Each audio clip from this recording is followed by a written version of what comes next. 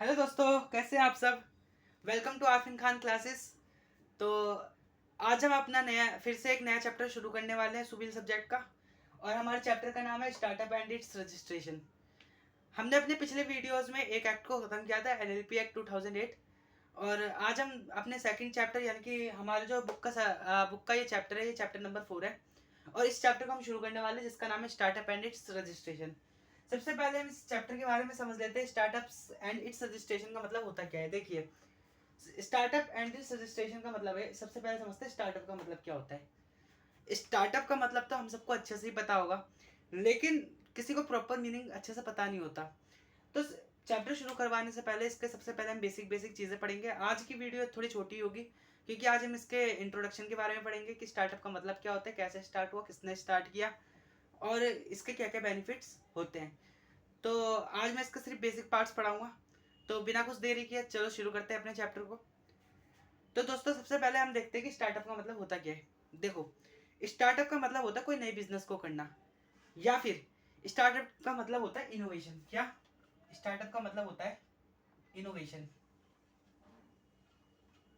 अब आप बोलोगे भैया इनोवेशन का मतलब क्या होता है।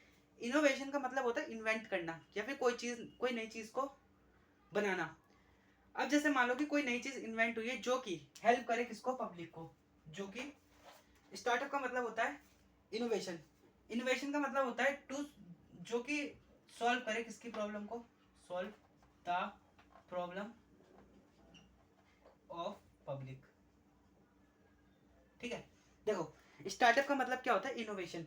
इनोवेशन यानी कि किसी ने कोई नई चीज ऐसी बनाई हो जो सॉल्व करे किसकी, पब्लिक की प्रॉब्लम को सॉल्व करे या फिर पीपल्स की प्रॉब्लम को सॉल्व करे।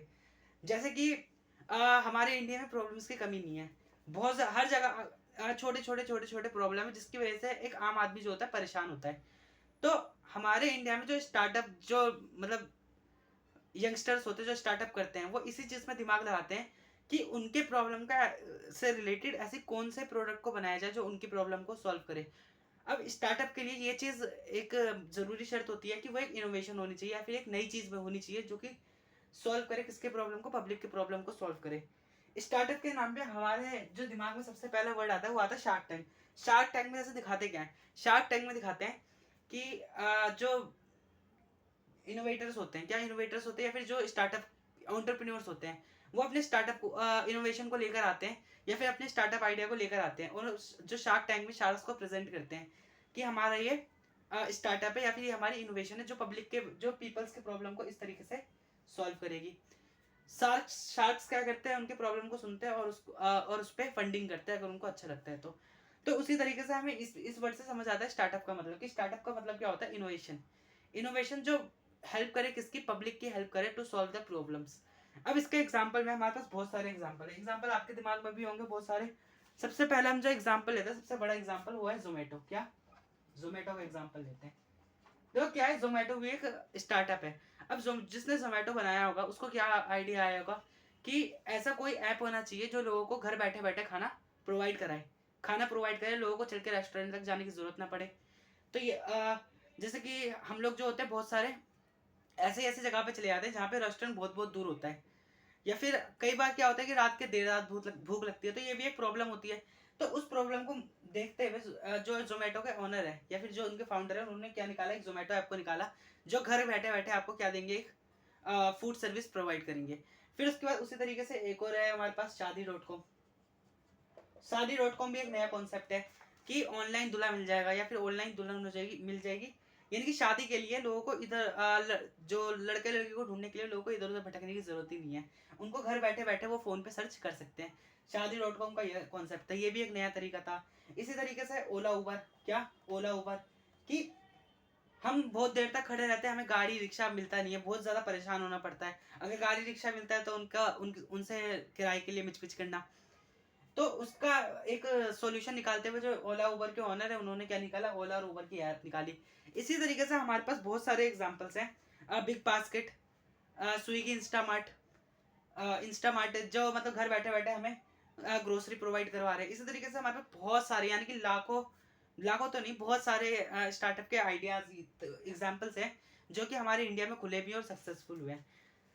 जो स्टार्टअप का आइडिया था वो कोविड से पहले इतना देखने को मिलता ही नहीं था, लेकिन कोविड के बाद से जो स्टार्टअप लोगों का देखने को हमें मिला है वो बहुत ज़्यादा है।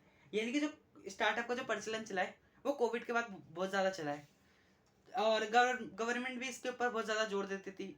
अ, तो जो 2020 के बाद जब लोगों की जॉब छूटनी शुरू हुई तो लोगों ने ज़्यादातर इस प्रॉब्लम पे कमाने के लिए नई नई चीज़ें इन्वेंट करना चालू किया, नया नया बिजनेस चालू किया।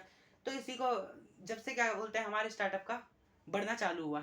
तो स्टार्टअप जो है हमारे इंडिया की जीडीपी बहुत ज़्यादा हेल्प भी करता है, हमारे इंडिया की जीडीपी को बढ़ाता है, और बहुत सारे लोगों की प्रॉब्लम को भी सॉल्व करता है और लाइफ को भी ईजी करता है। तो यानी कि स्टार्टअप, अब स्टार्टअप करने को ना गवर्नमेंट भी ना बहुत ज़्यादा प्रमोट करती है। कैसे प्रमोट करती है? कि गवर्नमेंट बहुत सारी सब्सिडीज देती है, टैक्स बेनिफिट्स देती है, बहुत सारे ऐसे ऐसे प्लान्स बनाती है कि स्टार्टअप करने वाले बिजनेसमैन को क्या हो, हेल्प हो। ठीक है, तो इसी को हम क्या बोलते हैं, स्टार्टअप बोलते हैं। कि स्टार्टअप का मतलब होता है बेसिकली इनोवेशन। इनोवेशन जो सॉल्व करे किसके प्रॉब्लम को, पब्लिक के प्रॉब्लम को सॉल्व करे। तो ये क्या था, हमारा स्टार्टअप था। ठीक है। अच्छा, अब स्टार्टअप को रजिस्टर होने के लिए 2 मिनट। तो स्टार्टअप को जो रजिस्टर करने के लिए गवर्नमेंट ने एक बॉडी बना रखी है। क्या बना रखी है? एक बॉडी बना रखी है जिसका नाम है डीपीआईआईटी। क्या? जिसका नाम है डीपीआईआईटी। यानी कि डीपीआईआईटी एक ऐसी बॉडी है जिसके अंदर सारे स्टार्टअप क्या होते हैं, रजिस्टर होते हैं। यानी कि जो भी अपना नया इनोवेशन किया वो होता है, जो स्टार्टअप करना चाहते हैं तो वो किसके अंदर रजिस्टर होता है, डीपीआईआईटी के अंडर रजिस्टर होता है। ठीक है, जो बंदा इसके अंदर रजिस्टर होता है वो स्टार्टअप कहलाता है। ठीक है, तो डीपीआईआईटी क्या होता है, एक बॉडी है जिसके अंदर सारे स्टार्टअप क्या होते हैं, रजिस्टर होते हैं। और किसके द्वारा किसने बनाया हुआ होता है, जो गवर्नमेंट जिसको गवर्नमेंट ने बनाया। किसने बनाया? गवर्नमेंट ने बनाया है। अच्छा ठीक है। अच्छा देखो, अब जिसको भी स्टार्टअप के बारे में जानना है या फिर जो भी स्टार्टअप के बारे में जानना है तो गवर्नमेंट ने अपनी एक वेबसाइट बना रखी है, www.startup.gov.in। यानी कि एक ऐसी वेबसाइट है जिसके अंदर स्टार्टअप से रिलेटेड सारी इन्फॉर्मेशन है, कैसे रजिस्टर करवाना है, कैसे अपने आप को बिजनेस चालू करवाने, क्या क्या बेनिफिट्स हम ले सकते हैं, क्या क्या हमें बेनिफिट्स हो सकते हैं। तो वो सारी चीज़ें, सारी इन्फॉर्मेशन किसके अंदर प्रोवाइड करवाई गई है हमें, www.startup.gov.in। अच्छा ठीक है, अब तो हमने पढ़ लिया कि स्टार्टअप का मतलब होता क्या है। ठीक है, जैसा कि मैंने आपको शुरुआत में भी बताया कि आज हम चैप्टर की बेसिक चीज़ें पढ़ रहे हैं, यानी कि जो चैप्टर का सिर्फ हम इंट्रोडक्शन पढ़ रहे हैं कि स्टार्टअप का मतलब होता क्या है, क्या इसका क्या क्या बेनिफिट्स हो सकते हैं। तो यहाँ तक मैंने आपको समझाया कि स्टार्टअप का मतलब होता क्या है। स्टार्टअप का मतलब मैंने क्या बताया, ये एक इनोवेशन होता है जो किसकी प्रॉब्लम को सॉल्व करता है, हम नॉर्मल पब्लिक की प्रॉब्लम को सॉल्व करता है। ठीक है, ये एक नया नया बिजनेस होता है और गवर्नमेंट इसके लिए बहुत सारे हमें क्या देती है, बेनिफिट्स भी देती है। इसके हमने बहुत सारे एग्जाम्पल भी देखे, जैसे जोमेटो, शादी.com, उबर, ओला, स्विगी, जोमेटो वगैरह, ये सब एटसेट्रा एटसेट्रा। अच्छा, स्टार्टअप को करने के लिए स्टार्टअप को करने के लिए जो एंटरप्रेन्योर्स होते हैं उनको कहाँ पे रजिस्टर कराना पड़ता है, हमें डीपीआईआईटी पे रजिस्टर करवाना पड़ता है, जो कि किसकी वेबसाइट में मिलता है, हमें www.startupindia.gov.in। ठीक है।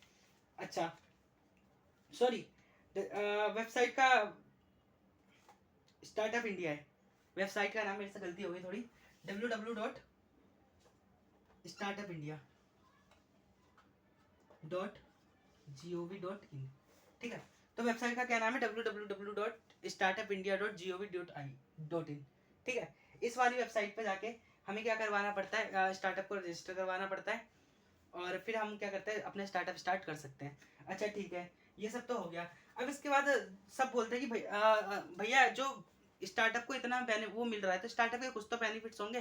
तो स्टार्टअप के बेनिफिट्स भी बहुत होता है, वो तो हम आने वाले चैप्टर में आगे बढ़ेंगे ही, लेकिन मैं आपको थोड़े बहुत बेनिफिट्स अभी भी बता देता हूँ कि स्टार्टअप के बेनिफिट क्या क्या होते हैं। ठीक है, तो अभी हम पढ़ते हैं बेनिफिट ऑफ स्टार्टअप। क्या बेनिफिट ऑफ स्टार्टअप? देखो, बेनिफिट ऑफ स्टार्टअप में क्या क्या है। सबसे पहले क्या होता है, self certified, self certificate, certified.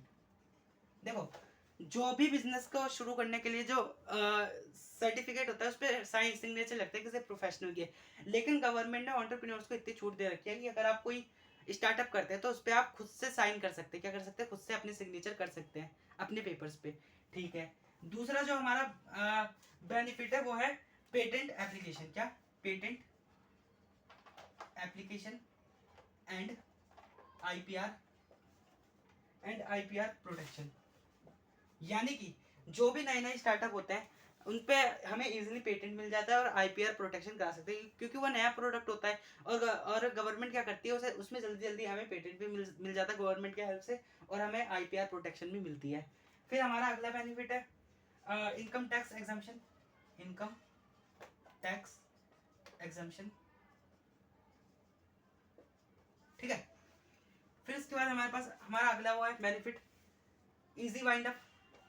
यानी कि अगर स्टार्टअप को खोलना आसान है तो स्टार्टअप को बंद करना भी आसान है। ऐसे बहुत सारे स्टार्टअप है जो हमारे इंडिया में खुलते हैं और बंद भी हो जाते हैं। यानी कि स्टार्टअप को इससे हमें क्या समझ आता है कि स्टार्टअप को बंद करना भी आसान है। इजीली वाइंड अप प्रोसेस, जो स्टार्टअप का वाइंडिंग अप प्रोसेस होता है, अदर एंटिटीज के मुकाबले आसान होता है स्टार्टअप को वाइंड अप करना, ठीक है। और क्या होता है, और इसमें गवर्नमेंट स्कीम्स निकालती है। क्या निकालती है? गवर्नमेंट स्कीम्स निकालती है। वो हम आगे जाके चैप्टर में पढ़ेंगे गवर्नमेंट क्या क्या स्कीम निकालती है, हमें कैसे कैसे बेनिफिट्स मिलते हैं, कैसे कैसे टैक्स बेनिफिट मिलते हैं, ऐसे कौन से स्टार्टअप है जिसमें हमें ज़्यादा फायदा होता है। तो वो सब हम आगे चैप्टर में पढ़ेंगे। अभी हम बेसिक बेसिक चीज़ें पढ़ रहे हैं चैप्टर में, ये क्या क्या उसके फायदे हो सकते हैं। तो अभी मैं आपको क्या पढ़ा रहा था, बेनिफिट ऑफ स्टार्टअप। तो सबसे पहले हमने बेनिफिट पढ़ा सेल्फ सर्टिफाइड, यानी कि जो स्टार्टअप का जो सर्टिफिकेट होता है उस पर जो एंटरप्रेन्योर है वो खुद अपने साइन कर सकता है। पेटेंट इजीली पेटेंट मिल जाता है, आईपीआर मिल जाता है। फिर आईपीआर का मतलब होता है इंटेलेक्चुअल प्रॉपर्टी राइट। फिर क्या है, इनकम टैक्स एग्जम्पशन मिलती है गवर्नमेंट के तरफ से। शायद ये कि हाँ, गवर्नमेंट की तरफ से है कि 3 साल तक कोई भी टैक्स नहीं देना पड़ता जो भी स्टार्टअप करता है। फिर अगला इजीली वाइंड अप, यहाँ वाइंडिंग अप का प्रोसेस इसमें बहुत ज़्यादा आसान होता है और गवर्नमेंट की बहुत सारी स्कीमें निकलती रहती है। तो ये क्या था, हमारे स्टार्टअप का बेनिफिट था। अच्छा, अब हमने स्टार्टअप की बेनिफिट तो पढ़ लिया। अब स्टार्टअप के बेनिफिट को पढ़ने के बाद अब हम जो पढ़ेंगे सबसे मेन डेफिनेशन पढ़ेंगे कि स्टार्टअप का मतलब होता क्या है, यानी कि डेफिनेशन ऑफ स्टार्टअप। क्या डेफिनेशन ऑफ स्टार्टअप, ठीक है। अब हम पढ़ेंगे डेफिनेशन ऑफ स्टार्टअप। देखो, स्टार्टअप को करने के लिए सबसे पहले रजिस्टर होना पड़ता है किस पे, डीपीआईआईटी पे, यानी कि रजिस्टर्ड विद डीपीआईआईटी। रजिस्टर अच्छे से लिख देता हूँ, रजिस्टर्ड, ठीक है। फिर अगला है हमारा 10 ईयर तक बेनिफिट मिलता है, 10 ईयर बेनिफिट फ्रॉम इनकॉर्पोरेशन, ठीक है। देखो मैं बताता हूँ क्या होता है, जब भी हमारा स्टार्टअप खुलता है, क्या जब भी स्टार्टअप खुलता है तो ऐसा नहीं होता कि लाइफ टाइम तक स्टार्टअप को बेनिफिट मिलता ही रहेगा। स्टार्टअप खुलने के पहले दिन से लेके 10 साल तक, क्या पहले दिन से लेके 10 साल तक स्टार्टअप को सारे बेनिफिट्स मिलते हैं, यानी कि 10 साल तक स्टार्टअप के बेनिफिट मिलते हैं। तीसरा, टर्नओवर जो होता है स्टार्टअप को खोलने के लिए, क्या स्टार्टअप को खोलने के लिए जो टर्नओवर होना चाहिए, क्या टर्नओवर एक्सीड नहीं करना चाहिए, डज नॉट एक्सीड, क्या डज नॉट एक्सीड 100 करोड़। यानी कि एक स्टार्टअप के लिए मैक्सिमम टर्नओवर 100 करोड़ तक का ही होना चाहिए, 100 करोड़ से ज़्यादा नहीं होना चाहिए। अगर किसी भी बिजनेस का जो टर्नओवर है वो 100 करोड़ से ज़्यादा है तो वो स्टार्टअप मेंशन नहीं किया जाएगा, उसको स्टार्टअप मेंशन बिल्कुल भी नहीं किया जाएगा। वो या तो 100 करोड़ होना चाहिए या तो 100 करोड़ से कम होना चाहिए किसका, किसी भी बिजनेस का टर्नओवर। फिर उसके बाद हमारा अगला है अगला पॉइंट है प्राइवेट का, जो स्टार्टअप है, स्टार्टअप खाली कौन से एंटिटीज खोल सकती है, तो स्टार्टअप को खाली private company, partnership firm and LLP, यानी कि ये 3 बिजनेस एंटिटीज ऐसी है जो कि स्टार्टअप को हमेशा सिर्फ स्टार्टअप कर सकती है। पहला हमारी प्राइवेट कंपनी अपनी, पार्टनरशिप फर्म और एलएलपी, ठीक है, एंटिटीज में। फिर अगला है हमारा कोई भी कंपनी, जैसे मान लो हीरो होंडा कंपनी है, तो हीरो होंडा में क्या हुआ, ये 2 कंपनी का मिलके बना था, हीरो प्लस होंडा। अगर मान लो कि हीरो होंडा मिलके अलग हो जाती है, हीरो अलग हो जाता है, होंडा अलग हो जाता है, तो इनमें से कोई भी कंपनी अपने आप को स्टार्टअप रिकॉग्नाइज नहीं कर सकती है, ठीक है। यानी कि कोई भी स्प्लिट हुई कंपनी अपने आप को स्टार्टअप रिकॉग्नाइज नहीं कर सकती है, वो स्टार्टअप कंपनी में नहीं गिनी जाएगी, ठीक है। तो अभी हम क्या पढ़ रहे थे, डेफिनेशन ऑफ स्टार्टअप पढ़ रहे थे, जिसमें सबसे पहले हमने पढ़ा कि स्टार्टअप करने के लिए सबसे पहले उसको किसके पास रजिस्टर होना पड़ेगा, डीपीआईआईटी के पास उसको रजिस्टर होना पड़ेगा। फिर उसके बाद उसको जो भी स्टार्टअप है उसको इनकॉर्पोरेशन के पहले दिन से ही 10 साल तक बेनिफिट मिलेंगे, उससे ज़्यादा बेनिफिट नहीं मिलेगा। फिर उसके बाद जो भी स्टार्टअप है उसका जो टर्नओवर है वो 100 करोड़ से ज़्यादा नहीं होना चाहिए, या तो 100 करोड़ या तो उससे कम टर्नओवर होना चाहिए। अगर किसी भी बिजनेस का जो टर्नओवर है वो 100 करोड़ से ज़्यादा है तो वो स्टार्टअप कंसीडर नहीं किया जाएगा। उसको स्टार्टअप कंसीडर करने के लिए उसका टर्नओवर 100 करोड़ या 100 करोड़ से नीचे होना चाहिए। फिर अगला पड़ा कि स्टार्टअप की जो एंटिटी है वो कौन सी एंटिटीज हो सकती है। वो या तो प्राइवेट कंपनी हो सकती है, या तो एलएलपी यानी कि लिमिटेड लाइबिलिटी पार्टनरशिप हो सकती है, या फिर वो एक पार्टनरशिप फर्म हो सकती है। तो ठीक है, आज हमने जो स्टार्टअप का बेसिक चीज़ें पढ़ी, और ये सिर्फ चैप्टर का इंट्रोडक्शन था। तो अब अगले वीडियो में मिलते हैं अगले पार्ट में। तब तक अगर आपको ये वीडियो पसंद आए तो इसको लाइक करें, कमेंट्स करें, और ठीक है, तब आपसे मिलते हैं अगले पार्ट में। तब तक के लिए बाय बाय।